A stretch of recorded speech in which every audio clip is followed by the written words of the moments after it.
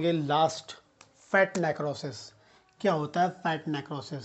Short notes का question है and इससे भी गवर्नमेंट जॉब में बहुत सारे क्वेश्चन बन सकते हैं। तो फैट नेक्रोसिस मीन्स होता है special form of cell death. Cell death का स्पेशल फॉर्म होता है necrosis, fat necrosis. Fat necrosis क्या है? एक स्पेशल फॉर्म है किसका? सेल डेथ का। ठीक है, occurring at two anatomically different location. क्या हो रहा है? एनाटॉमिकली बात करें, एनाटॉमी के बेस पर ये डिफरेंट लोकेशन में मिलता है बट मॉर्फोलॉजिकली सिमिलर लीजन होता है। इंपॉर्टेंट पॉइंट याद रखना है, special type of cell death है। एनाटॉमिकली बात करेंगे, डिफरेंट लोकेशन, अलग अलग लोकेशन में मिलता है, लेकिन मॉर्फोलॉजिकल जो लीजन होता है बिल्कुल सेम होता है। इंपॉर्टेंट पॉइंट, बॉडी के एनाटॉमी के लिए बात करें, दो डिफरेंट लोकेशन में हमको मिलेगा, अलग अलग लोकेशन में मिलेगा, लेकिन दोनों जगह का जो लीजन होगा, जो मॉर्फोलॉजी चेंज होगा, बिल्कुल कैसा होगा? सिमिलर होगा। ठीक है, तो these are following: acute pancreatitic necrosis at pancreas, acute pancreatitis necrosis, acute pancreatitis necrosis हमको कहीं मिलेगा? पेनक्रियाज में। And traumatic fat necrosis at breast. दो अलग लोकेशन है, एक पेनक्रियाज हो गया, एक ब्रेस्ट हो गया। तो acute pancreatic necrosis at pancreas and traumatic fat necrosis at breast. Traumatic fat necrosis at breast आपको मिलेगा। दो अलग अलग लोकेशन है एनाटॉमिकली, लेकिन जो होगा लीजन जो होगा कॉमन होगा, एक टाइप एक जैसा होगा। पेनक्रियाज की बात करते हैं। In case of pancreas affected after infection, after inflammation, after injury. क्या होता है? कोई भी इन्फेक्शन के बाद, कोई भी इन्फ्लामेशन के बाद, कोई भी इंजरी के बाद क्या होता है? वहाँ से लाइपेज रिलीज होता है। आपको बता दूं, जो पेनक्रियाट्स होता है या पेनक्रियाटिक सेल्स होती हैं, उसमें रिच नंबर में लाइपेज एंजाइम होता है, जिसका काम होता है फैट को डाइजेस्ट करने का। फैट के डाइजेशन के लिए लाइपेज होता है। नॉर्मली ये पेनक्रियाज में बनता है और पेनक्रियाटिक डक्ट से होता हुआ स्मॉल इंटेस्टाइन में आता है, और जो भी हम फैट खाते हैं उसे डिसॉल्व करता है। लेकिन जैसी पेनक्रियाज में कोई इंजरी होती है, कोई इन्फेक्शन होता है, कोई चोट लगती है, कोई इन्फ्लेमेशन होता है, वहाँ जो लाइपेज भरा हुआ है वो निकल के आएगा।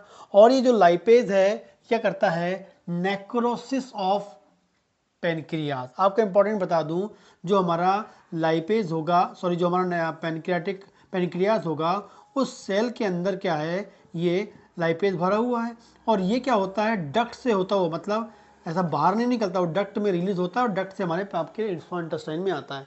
लेकिन जब ये इस सेल से निकल के बाहर आ जाएगा, पेनक्रियाज में ही जो पेनक्रियाटिक सेल से निकलकर कहाँ जाएगा? सेल के बाहर आएगा, तो रिस्पॉन्सिबल होगा किसके लिए?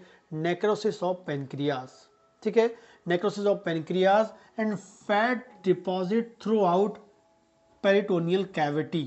क्या होता है? आपकी पेरिटोनियल कैविटी में पूरे के पूरी जगह फैट डिपॉजिट होता है। ठीक है, और some time affecting extra abdominal adipose tissues, और सम टाइम क्या करता है? एक्स्ट्रा एब्डोमिनल जो आपके जो फैट जो एडिपोज टिश्यूज होते हैं, वहाँ पर भी क्या होता है? ये लाइपेज कहा जाता है, और क्या करता है? वहाँ पर फैट नेक्रोसिस के लिए रिस्पॉन्सिबल होता है। ठीक है, तो जब भी आपके पेनक्रियाज में चोट लगती है, इन्फ्लेमेशन होता है, इंजरी होता है, लाइपेज निकल के बाहर आता है फैट नेक्रोसिस ऑफ पेनक्रियाज के लिए। और क्योंकि क्या होता है? जो वहाँ पर फैट डिपॉजिट होता है थ्रू आउट एब्डोमेन, और कई बार जो एक्स्ट्रा एब्डोमिनल एडिपोज टिश्यूज होते हैं, एडिपोज टिश्यू वो होते हैं जहाँ पर फैट का डिपोजिशन होता है नॉर्मली, तो वहाँ पर भी एक काम करता है और प्रोड्यूस करने लगता है नेक्रोसिस। आगे बात करेंगे breast. In case of breast after trauma, चोट लगने के बाद अदर हाइड्रोलाइटिक एंजाइम रिलीज्ड। ठीक है, and traumatic fat necrosis at breast. क्या होता है? ब्रेस्ट में यदि कोई ट्रोमा लग गया, कोई इंजरी हो गई, चोट लग गई, गिर गए, दमच आ गई, उस कारण से क्या होगा? वहाँ पर वहाँ की जो फैट्स, मतलब वहाँ जो ब्रेस्ट सेल्स होंगी वो डैमेज होंगी, और वहाँ से क्या रिलीज होगा? आपका hydrolytic enzyme, other types of hydrolytic enzyme release होंगे, और वो क्या करेंगे? ट्रॉमेटिक फैट नेक्रोसिस प्रोड्यूस करते हैं। ठीक है, इसके अलावा बात करते हैं, ये आपका हो गया ब्रेस्ट में, ये हो गया आपका पेनक्रियाज में। तो जो नेचुरल फैट होता है एडिपोज टिश्यूज में of this organ hydrolytic enzyme जो होता है हाइड्रोलिसिस ऑफ नेचुरल फैट, ठीक है। जो नेचुरल फैट होता है जो एडिपोज टिश्यू में हमारे जमा होता है, नॉर्मली हमारी बॉडी में जो एडिपोज टिश्यूज़ होते हैं वहाँ पर जो होता है फैट जमा होता है, जो नेचुरल फैट जमा होता है, जब उसका हाइड्रोलिसिस होता है तो जो नेचुरल फैट होता है वो टूटता है फ्री फैटी एसिड्स में एंड ग्लिसरॉल में। एक्चुअल नेचुरल फैट को हम बोलते हैं ट्राइग्लिसराइड, हम लोग क्या बोलते हैं, ट्राइग्लिसराइड। तो जब कभी भी ट्राइग्लिसराइड का हाइड्रोलिसिस होता है तो वो टूटता है और उससे बनते हैं फ्री फैटी एसिड्स बनते हैं एंड ग्लिसरॉल बनता है। ये जो फ्री फैटी एसिड्स होता है वो क्या होता है, लीक होता है, लीक आउट होगा वहाँ से, और लीक होने के बाद ये क्या होता है, ठीक है, लीक होता है। इसके अलावा बात करेंगे जो फ्री फैटी एसिड्स होते हैं जो सेल में, यदि हम देखेंगे सेल को तो वो क्लाउडी अपीयरेंस देते हैं। कैसे होते हैं, क्लाउडी अपीयरेंस देते हैं। जब ये जब इसका हाइड्रोलिसिस होता है तो क्या होता है, ये हमको फैटी एसिड बनेंगे, और जो फ्री फैटी एसिड जो होते हैं सेल के अंदर क्लाउडी अपीयरेंस देते हैं। और ये जो फ्री फैटी एसिड्स होते हैं वो सेल से लीक आउट होते हैं, और लीक आउट होने के बाद ये जो होते हैं combine with calcium, combine with calcium, calcium से ये बाइंड होते हैं और बाइंड होकर फॉर्म करते हैं, कॉम्प्लेक्स फॉर्म करते हैं, और कॉम्प्लेक्स फॉर्म करके फाइनली एक सोप लाइक सोप बना लेते हैं।